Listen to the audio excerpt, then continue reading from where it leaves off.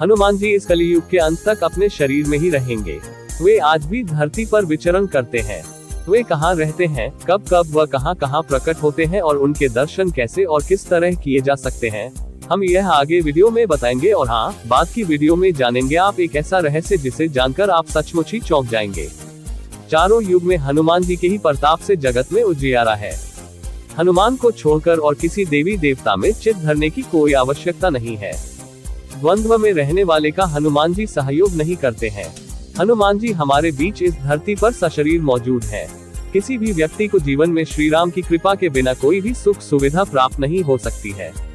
श्री राम की कृपा प्राप्ति के लिए हमें हनुमान जी को प्रसन्न करना चाहिए। उनकी आज्ञा के बिना कोई भी श्री राम तक पहुंच नहीं सकता। हनुमान जी की शरण में जाने से सभी सुख सुविधाएं प्राप्त होती है। इसके साथ ही जब हनुमान जी हमारे रक्षक हैं तो हमें किसी भी अन्य देवी देवता, बाबा, साधु, ज्योतिष आदि की बातों में भटकने की जरूरत नहीं। हनुमान इस कलियुग में सबसे ज्यादा जागृत और साक्षात है। कलियुग में हनुमान जी की भक्ति ही लोगों को दुख और संकट से बचाने में सक्षम है। बहुत से लोग किसी बाबा, देवी देवता, ज्योतिष और तांत्रिकों के चक्कर में भटकते रहते हैं और अंततः वे अपना जीवन नष्ट ही कर लेते हैं, क्योंकि वे हनुमान की भक्ति शक्ति को नहीं पहचानते। ऐसे भटके हुए लोगों का राम ही भला करे। क्यों प्रमुख देव है हनुमान। हनुमान जी 4 कारणों से सभी देवताओं में श्रेष्ठ है। पहला यह कि वे रियल सुपरमैन हैं। दूसरा यह कि वे पावरफुल होने के बावजूद ईश्वर के प्रति समर्पित हैं। तीसरा यह कि वे अपने भक्तों की सहायता तुरंत ही करते हैं। और चौथा यह कि वे आज भी सशरीर हैं। इस ब्रह्मांड में ईश्वर के बाद यदि कोई एक शक्ति है तो वह है हनुमान जी। महावीर, विक्रम, बजरंगबली के समक्ष किसी भी प्रकार की मायावी शक्ति ठहर नहीं सकती। क्या हनुमान जी बंदर थे। हनुमान का जन्म कपि नामक वानर जाति में हुआ था। नए शोधानुसार प्रभु श्री राम का जन्म 10 जनवरी 5114 ईसा पूर्व अयोध्या में हुआ था। श्री राम के जन्म के पूर्व हनुमान जी का जन्म हुआ था, अर्थात अब से लगभग 7129 वर्ष पूर्व हनुमान जी का जन्म हुआ था। शोधकर्ता कहते हैं कि आज से 9 लाख वर्ष पूर्व एक ऐसी विलक्षण वानर जाति भारतवर्ष में विद्यमान थी, जो आज से 15 से 12 हजार वर्ष पूर्व लुप्त होने लगी थी और अंततः लुप्त हो गई। इस जाति का नाम कपि था। हनुमान जी के संबंध में यह प्रश्न प्रायः सर्वत्र उठता है कि क्या हनुमान जी बंदर थे। इसके लिए कुछ लोग रामायण आदि ग्रंथों में लिखे हनुमान जी और उनके सजातीय बांधव सुग्रीव इत्यादि के नाम के साथ वानर, कपि, शाखामृग, प्लवंगम आदि विशेषण पढ़कर उनके बंदर प्रजाति का होने का उदाहरण देते हैं। वे यह भी कहते हैं कि उनकी पुच्छ, लांगूल, बाल्धी और लाम से लिनका दहन का प्रत्यक्ष चमत्कार इसका प्रमाण है। यह भी कि उनकी सभी जगह सपुच्छ प्रतिमाएं देखकर उनके पशु या बंदर जैसा होना सिद्ध होता है। रामायण में वाल्मीकि जी ने जहां उन्हें विशिष्ट पंडित, राजनीति में धुरंधर और वीर शिरोमणि प्रकट किया है, वहीं उनको लोमश और पुच्छधारी भी शतश प्रमाणों में व्यक्त किया है। दरअसल आज से 9 लाख वर्ष पूर्व मानवों की एक ऐसी जाति थी जो मुख और पूंछ से वानर समान नजर आती थी, लेकिन उस जाति की बुद्धिमत्ता और शक्ति मानवों से कहीं ज्यादा थी। अब वह जाति भारत में तो दुर्भाग्यवश विनष्ट हो गई, परंतु बाली द्वीप में अब भी पुच्छधारी जंगली मनुष्यों का अस्तित्व विद्यमान है, जिनकी पूंछ प्रायः 6 इंच के लगभग अवशिष्ट रह गई है। ये सभी पुरातत्ववेत्ता अनुसंधायक एकमत से स्वीकार करते हैं कि पुराकालीन बहुत से प्राणियों की नस्ल अब सर्वथा समाप्त हो चुकी है। पहला जन्म स्थान। हनुमान जी की माता का नाम अंजना है, जो अपने पूर्व जन्म में एक अप्सरा थी। हनुमान जी के पिता का नाम केसरी है, जो वानर जाति के थे। माता पिता के कारण हनुमान जी को आंजनेय और केसरी नंदन कहा जाता है। केसरी जी को कपिराज कहा जाता था, क्योंकि वे वानरों की कपि नाम की जाति से थे। केसरी जी कपि क्षेत्र के राजा थे। कपिस्थल कुरु साम्राज्य का एक प्रमुख भाग था। हरियाणा का कैथल पहले करनाल जिले का भाग था। यह कैथल ही पहले कपिस्थल था। कुछ लोग मानते हैं कि यही हनुमान जी का जन्म स्थान है। दूसरा जन्म स्थान। गुजरात के डांग जिले के आदिवासियों की मान्यता अनुसार डांग जिले के अंजना पर्वत में स्थित अंजनी गुफा में ही हनुमान जी का जन्म हुआ था। तीसरा स्थान। कुछ लोग मानते हैं कि हनुमान जी का जन्म झारखंड राज्य के उग्रवाद प्रभावित क्षेत्र गुमला जिला मुख्यालय से 20 किलोमीटर दूर आंजन गांव की एक गुफा में हुआ था। अंत में आखिर कहाँ जन्म लिया। पंपा सरोवर अथवा पंपासर, होसपेट तालुका, मैसूर का एक पौराणिक स्थान है। हम्पी के निकट बसे हुए ग्राम अनेगुंदी को रामायण कालीन किष्किंधा माना जाता है। तुंगभद्रा नदी को पार करने पर अनेगुंदी जाते समय मुख्य मार्ग से कुछ हटकर बाईं और पश्चिम दिशा में पंपा सरोवर स्थित है। यहाँ स्थित एक पर्वत में एक गुफा भी है, जिसे रामभक्तनी शबरी के नाम पर शबरी गुफा कहते हैं। इसी के निकट शबरी के गुरु मतंग ऋषि के नाम पर प्रसिद्ध मतंग वन था। हम्पी में ऋषिमुख के राम मंदिर के पास स्थित पहाड़ी आज भी मतंग पर्वत के नाम से जानी जाती है। कहते हैं कि मतंग ऋषि के आश्रम में ही हनुमान जी का जन्म था। मतंग नाम की आदिवासी जाति से हनुमान जी का गहरा संबंध रहा है, जिसका खुलासा आगे वीडियो में होगा। क्यों आज भी जीवित है हनुमान जी? हनुमान जी इस कलयुग के अंत तक अपने शरीर में ही रहेंगे। वे आज भी धरती पर विचरण करते हैं। हनुमान जी को धर्म की रक्षा के लिए अमरता का वरदान मिला था। इस वरदान के कारण आज भी हनुमान जी जीवित हैं और वे भगवान के भक्तों तथा धर्म की रक्षा में लगे हुए हैं। जब कल की रूप में भगवान विष्णु अवतार लेंगे तब हनुमान, परशुराम, अश्वत्थामा, कृपाचार्य, विश्वामित्र, विभीषण और राजा बलि सार्वजनिक रूप से प्रकट हो जाएंगे। कलयुग में श्री राम का नाम लेने वाले और हनुमान जी की भक्ति करने वाले ही सुरक्षित रह सकते हैं। हनुमान जी अपार बलशाली और वीर हैं और उनका कोई सानी नहीं है। धर्म की स्थापना और रक्षा का कार्य 4 लोगों के हाथों में है, दुर्गा, भैरव, हनुमान और कृष्ण। चारों जुग प्रताप तुम्हारा। लंका विजय कर अयोध्या लौटने पर जब श्री राम उन्हें युद्ध में सहायता देने वाले विभीषण, सुग्रीव, अंगद आदि को कृतज्ञता स्वरूप उपहार देते हैं तो हनुमान जी श्री राम से याचना करते हैं, यावद रामकथा वीर चरिष्यति महितले तावत् शरीरे वत्स्यन्तु प्राणामम न संशयः। अर्थात हे वीर श्री राम, इस पृथ्वी पर जब तक रामकथा प्रचलित रहे तब तक निस्संदेह मेरे प्राण इस शरीर में बसे रहें। इस पर श्री राम उन्हें आशीर्वाद देते हैं, एवं तत् कपिश्रेष्ठ भाविता नात्र संशयः चरिष्यति कथा यावदेशा लोके च मामिका तावत् ते भाविता कीर्ति शरीरे प्यवस्था लोका ही यावत् स्थास्यन्ति तावत् स्थास्यन्ति में कथा। अर्थात हे कपिश्रेष्ठ, ऐसा ही होगा, इसमें संदेह नहीं है। संसार में मेरी कथा जब तक प्रचलित रहेगी तब तक तुम्हारी कीर्ति अमिट रहेगी और तुम्हारे शरीर में प्राण भी रहेंगे ही। जब तक ये लोग बने रहेंगे तब तक मेरी कथाएं भी स्थिर रहेंगी। चारों जुग प्रताप तुम्हारा है प्रसिद्ध जगत उजियारा। त्रेतायुग में हनुमान। त्रेतायुग में तो पवन पुत्र हनुमान ने केसरी नंदन के रूप में जन्म लिया और वे राम के भक्त बनकर उनके साथ छाया की तरह रहे। वाल्मीकि रामायण में हनुमान जी के संपूर्ण चरित्र का उल्लेख मिलता है। द्वापर में हनुमान। द्वापर युग में हनुमान जी भीम की परीक्षा लेते हैं। इसका बड़ा ही सुंदर प्रसंग है। महाभारत में प्रसंग है कि भीम उनकी पूंछ को मार्ग से हटाने के लिए कहते हैं तो हनुमान जी कहते हैं कि तुम ही हटा लो, लेकिन भीम अपनी पूरी ताकत लगाकर भी उनकी पूंछ नहीं हटा पाते हैं। इस तरह एक बार हनुमान जी के माध्यम से श्री कृष्ण अपनी पत्नी सत्यभामा, सुदर्शन चक्र और गरुड़ की शक्ति के अभिमान का मान मर्दन करते हैं। कलयुग में हनुमान। यदि मनुष्य पूर्ण श्रद्धा और विश्वास से हनुमान जी का आश्रय ग्रहण कर ले तो फिर तुलसीदास जी की भांति उसे भी हनुमान और राम दर्शन होने में देर नहीं लगेगी। कलयुग में हनुमान जी ने अपने भक्तों को उनके होने का आभास कराया है। ये वचन हनुमान जी ने ही तुलसीदास जी से कहे थे। चित्रकूट के घाट पे भाई संतन के भीड़, तुलसीदास चंदन घिसे तिलक देत रघुबीर। कहाँ रहते हैं हनुमान जी? हनुमान जी कलयुग में गंधमादन पर्वत पर निवास करते हैं, ऐसा श्रीमद् भागवत में वर्णन आता है। उल्लेखनीय है कि अपने अज्ञातवास के समय हिमवंत पार करके पांडव गंधमादन के पास पहुँचे थे। एक बार भीम सहस्रदल कमल लेने के लिए गंधमादन पर्वत के वन में पहुंच गए थे। यत्र यत्र रघुनाथ कीर्तन तत्र कृत मस्तकांजलि वाष्पवारी परिपूर्ण लोचन मारुता नमत राक्षसांतक।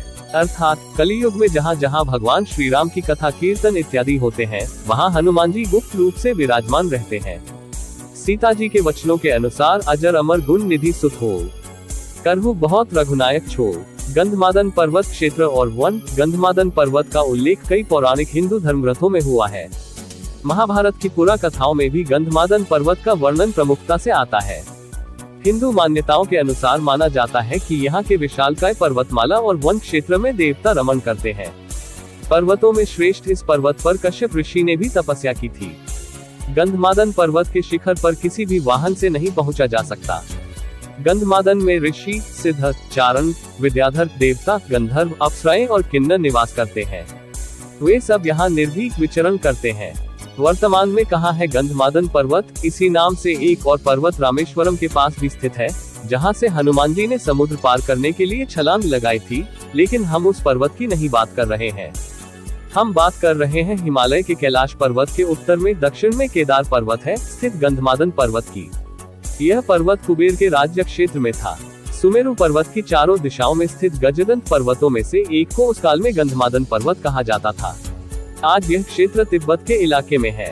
पुराणों के अनुसार जम्बूद्वीप के इलावृत खंड और भद्राश्व खंड के बीच में गंधमादन पर्वत कहा गया है, जो अपने सुगंधित वनों के लिए प्रसिद्ध था। कैसे पहुंचे गंधमादन? पुराणों के अनुसार जम्बूद्वीप के इलावृत खंड और भद्राश्व खंड के बीच में गंधमादन पर्वत कहा गया है, जो अपने सुगंधित वनों के लिए प्रसिद्ध था। इस क्षेत्र में 2 रास्तों से जाया जा सकता है। पहला नेपाल के रास्ते मानसरोवर से आगे और दूसरा भूटान की पहाड़ियों से आगे और तीसरा अरुणाचल के रास्ते चीन होते हुए। संभवतः महाभारत काल में अर्जुन ने असम के एक तीर्थ में जब हनुमान जी से भेंट की थी, तो हनुमान जी भूटान या अरुणाचल के रास्ते ही असम तीर्थ में आए होंगे। गौरतलब है कि एक गंधमादन पर्वत उड़ीसा में भी बताया जाता है, लेकिन हम उस पर्वत की बात नहीं कर रहे हैं। पवन पुत्र हनुमान जी बाल ब्रह्मचारी थे, तब कैसे कोई उनका पुत्र हो सकता है? वाल्मीकि रामायण के अनुसार उनके पुत्र की कथा हनुमान जी के लंका दहन से जुड़ी है। हनुमान जी की ही तरह मकरध्वज भी वीर, प्रतापी, पराक्रमी और महाबली थे। हनुमान जी ने अहिरावण का वध कर प्रभु श्री राम और लक्ष्मण को मुक्त कराया और मकरध्वज को पाताल लोक का अधिपति नियुक्त करते हुए उसे धर्म के मार्ग पर चलने की प्रेरणा दी थी। क्यों सिंदूर चढ़ता है हनुमान जी को? हनुमान जी को सिंदूर बहुत ही प्रिय है। इसके पीछे ये कारण बताया जाता है कि एक दिन भगवान हनुमान जी माता सीता के कक्ष में पहुंचे। उन्होंने देखा माता लाल रंग की कोई चीज मांग में सजा रही है। हनुमान जी ने जब माता से पूछा, तब माता ने कहा कि इसे लगाने से प्रभु राम की आयु बढ़ती है और प्रभु का स्नेह प्राप्त होता है।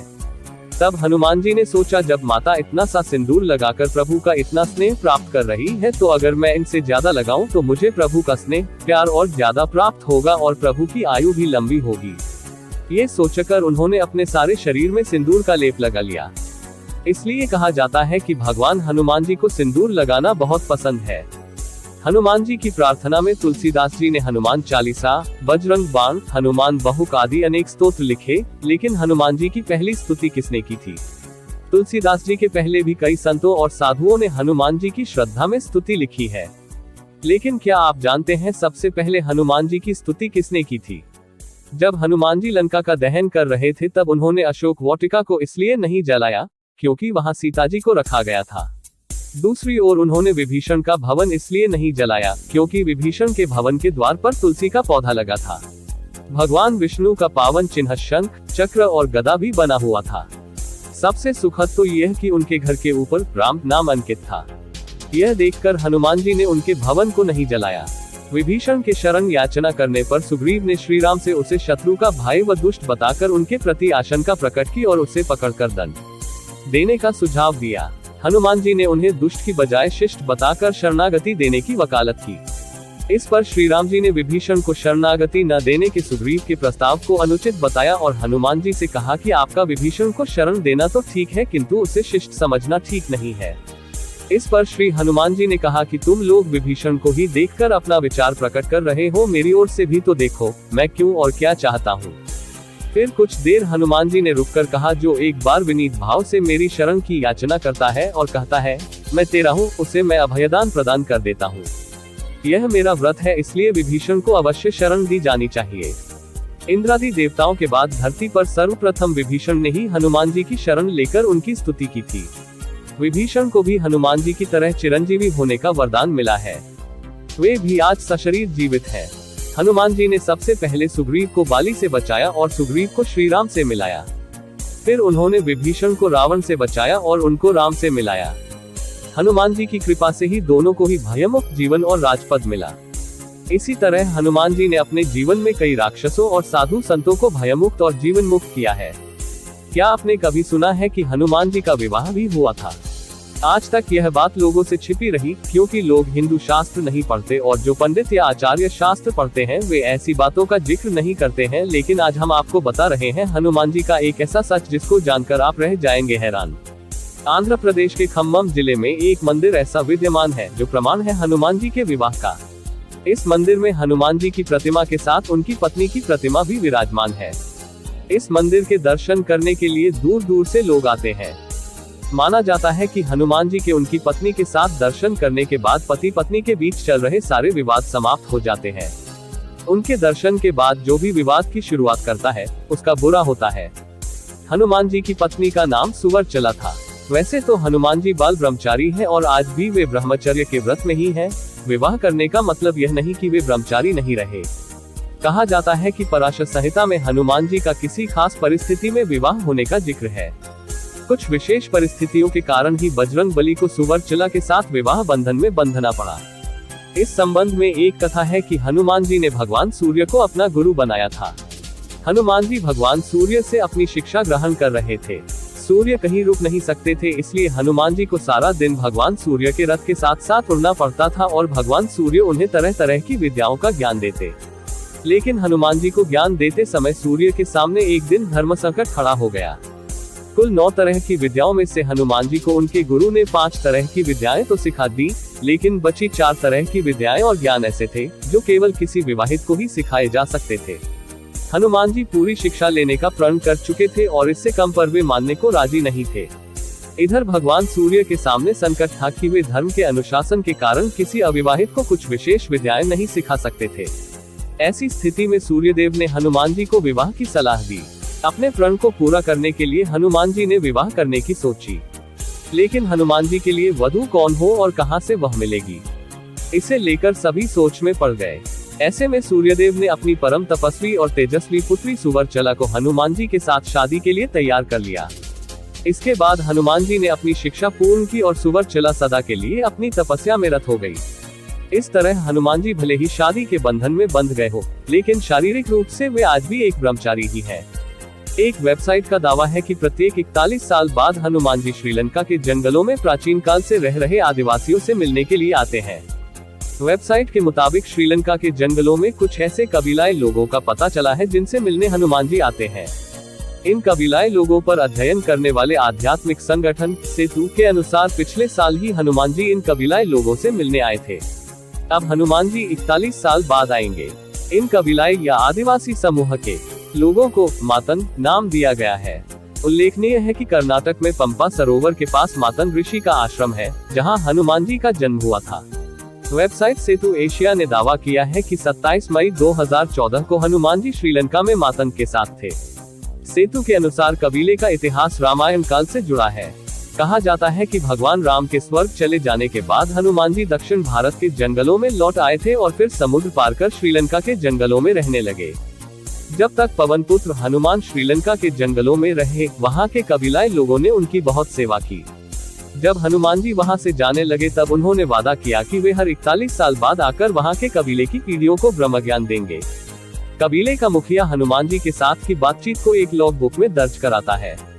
सेतु नामक संगठन इस लॉग बुक का अध्ययन कर उसका खुलासा करने का दावा करता है।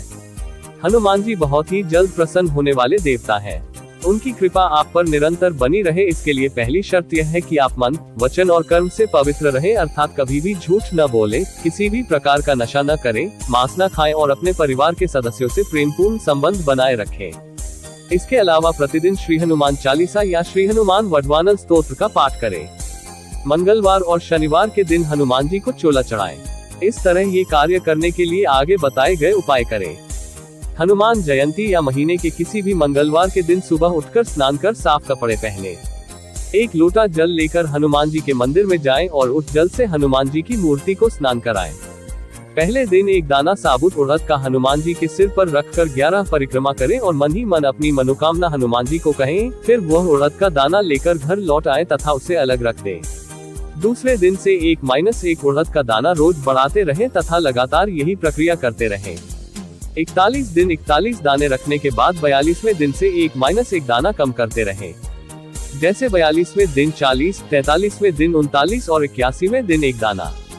81वें दिन का यह अनुष्ठान पूर्ण होने पर उसी दिन रात में श्री हनुमान जी स्वप्न में दर्शन देकर साधक को मनोकामना पूर्ति का आशीर्वाद देते हैं। इस पूरी विधि के दौरान जितने भी उड़द के दाने आपने हनुमान जी को चढ़ाए हैं, उन्हें नदी में प्रवाहित कर दें। चैनल को लाइक और सब्सक्राइब करें।